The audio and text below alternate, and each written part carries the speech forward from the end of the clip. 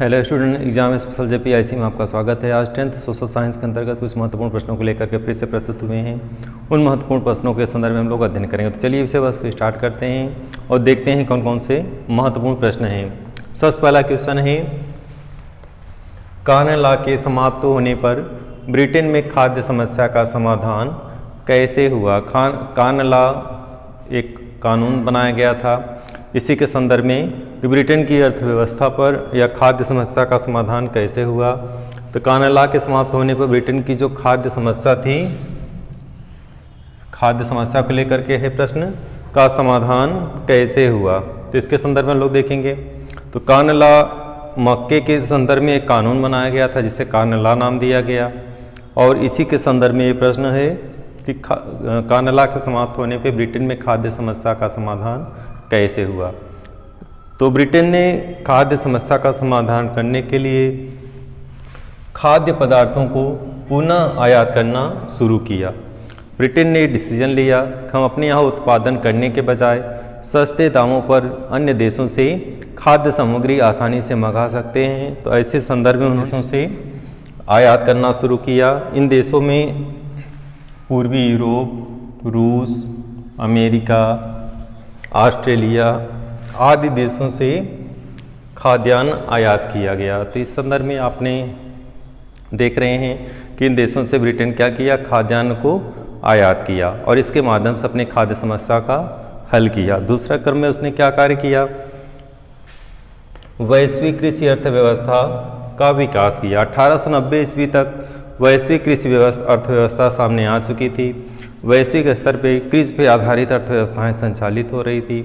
कृषि का अर्थव्यवस्था में विशिष्ट योगदान था। तो इसी क्षेत्र में ब्रिटेन ने भी अपने कृषि क्षेत्र को उन्नत बनाया, श्रम विस्थापन के रुझानों को स्पष्ट किया, पूंजी प्रवाह तकनीकी का विकास किया और इसके माध्यम से अपनी अर्थव्यवस्था को मजबूती देने का कार्य किया जिससे खाद्यान्न समस्या का समाधान हो सके। इसी क्रम में केनाल कॉलोनियों से खाद्य पदार्थों का आयात किया गया। भारत में ब्रिटिश हुकूमत था और भारत में ब्रिटिश हुकूमत ने क्या किया कि जिन क्षेत्रों में जो अर्ध शुष्क क्षेत्र थे, अर्ध रेगिस्तानी क्षेत्र थे, उन रेगिस्तानी क्षेत्रों का विकास किया गया। उत्पादन बढ़ाने के लिए उन क्षेत्रों को उपजाऊ बनाने का प्रयास किया गया और इस तरह से खाद्य समस्या का समाधान किया गया। दूसरा प्रश्न है, भूमंडलीकृत विश्व के बनने की प्रक्रिया में भूमंडलीकृत विश्व बनने की प्रक्रिया में कौन कौन से तत्व सहायक हैं? इसके संदर्भ में हम लोग अध्ययन करेंगे। यानी भूमंडलीकृत विश्व के बनने में कौन कौन से तत्व सहायक हैं? डियर स्टूडेंट, इस तरह से भूमंडलीकृत विश्व के बनने में सबसे पहला जो क्रम है व्यापार का प्रवाह है। व्यापार का प्रवाह वैश्विक हो गया है। अब व्यापार सीमित क्षेत्रों में नहीं होता है बल्कि वैश्विक स्तर पे होता है। पूरा विश्व एक बाज़ार बन चुका है। हम कहीं से भी किसी भी वस्तु को मंगा सकते हैं, अपनी वस्तुओं को, अपने प्रोडक्ट को किसी भी वर्ल्ड में किसी भी कोने में बेच सकते हैं। तो इस तरह से विश्व जो है एक क्या बन गया है, व्यापारिक स्थल पूरा एक हो गया है। तो व्यापार का प्रवाह है। दूसरा है श्रम का प्रवाह। वैश्विक लेवल पे सेवाएं वैश्विक हो गई हैं। कोई भी व्यक्ति अपनी सर्विस को, अपनी सेवा को वैश्विक स्तर पे दे रहा है। ऑनलाइन सेवाएं प्रदान की जा रही हैं। तो इस तरह से सेवाओं के माध्यम से पूरा विश्व जो है एक हो गया है। तीसरा है पूंजी का प्रवाह। वैश्विक लेवल पे पूरे पूंजी का प्रवाह वैश्विक लेवल पे हो रहा है। पूरे विश्व में पूंजी लगाई जा रही है।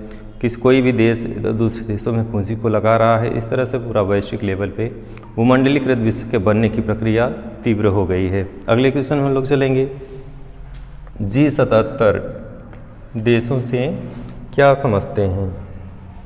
G77 देशों के संदर्भ में हम लोग अध्ययन करेंगे।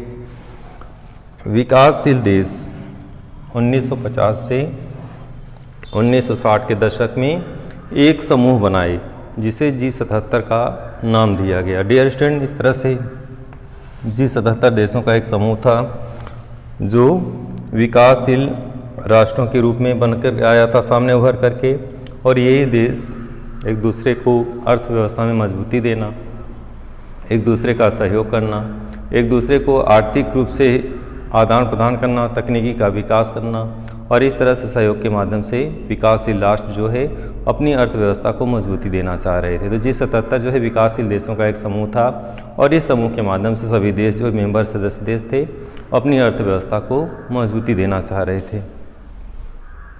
अगला प्रश्न है 19वीं शताब्दी के दौरान ब्रिटेन में ज़मीन को साफ करने की आवश्यकता क्यों पड़ी?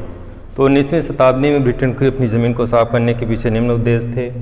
खाद्यान्न की बढ़ती मांग, किसी भी देश के लिए खाद्यान्न की बढ़ती मांग उस देश के लिए सबसे बड़ा दबाव होता है और ब्रिटेन के ऊपर भी सबसे बड़ी दबाव था खाद्यान्न आपूर्ति की। अपने देश के नागरिकों को खाद्यान्न समस्या से निपटारा करने के लिए उसने अपनी ज़मीनों को साफ करना प्रारंभ किया।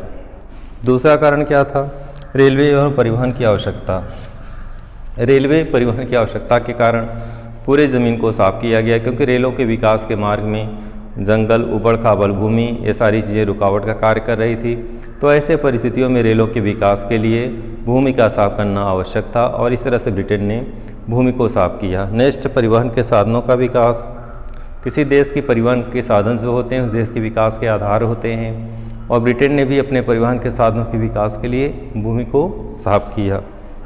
इसी क्रम में नेक्स्ट है नए बंदरगाहों का निर्माण। डियर स्टूडेंट, ब्रिटेन ने नए बंदरगाहों के निर्माण के माध्यम से वैश्विक बाजार को विस्तार करना चाहता था और वैश्विक बाजार को विस्तार करने के लिए उसने अपनी भूमि को साफ किया। तो आज की वीडियो में आपने देखा किस तरह से कुछ महत्वपूर्ण प्रश्न थे जो बोर्ड एग्जाम में संभावित हैं। कानला के संदर्भ में था, भूमंडलीकृत विश्व के संदर्भ में था, G77 के संदर्भ में था और 19वीं शताब्दी में ब्रिटेन ने ज़मीनों को क्यों साफ किया, इसके संदर्भ में आपने इस महत्वपूर्ण प्रश्नों का अध्ययन किया। अगले वीडियो में नए विषय के साथ फिर से प्रस्तुत होंगे, तब तक के लिए धन्यवाद।